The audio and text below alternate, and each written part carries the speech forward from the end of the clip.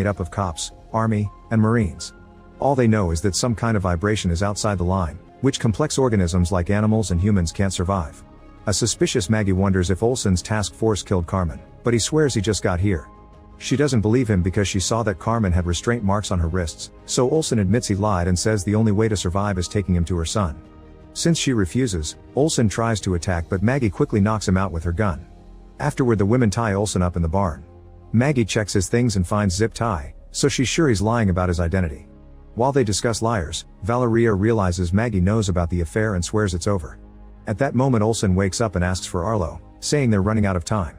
After a furious Maggie leaves, Olsen tries to manipulate Valeria into believing he's here to help.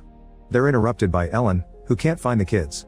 Valeria wants to go looking for them so she leaves Ellen guarding Olsen with a gun. In the meantime Maggie rushes to her clinic and has a panic attack, so Donald shares comforting words and helps her calm down.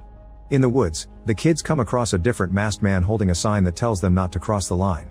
When he sees the jar, he tells them to hand it over but the kids refuse. The man then fights Nicholas and after some struggle, Nicholas stabs him while the jar falls and breaks.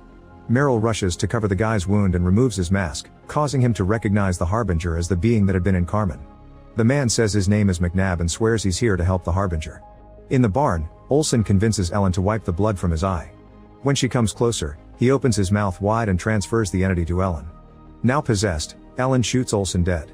Then he frees him and gets a wound on her forehead to make it look like Olsen attacked her. At the Navarros, the dogs are barking at the silo door again. Inside Ruben has found a tree covered in rainbow lights. At first he tries to ignore it, but eventually he gives in and reaches out to touch it. Before he can do so, a spider lands on his hand and the light immediately kills it. Outside, the dogs have calmed down. In the basement, James wakes up to find his hands tied. Nearby Travis takes off his mask to smoke.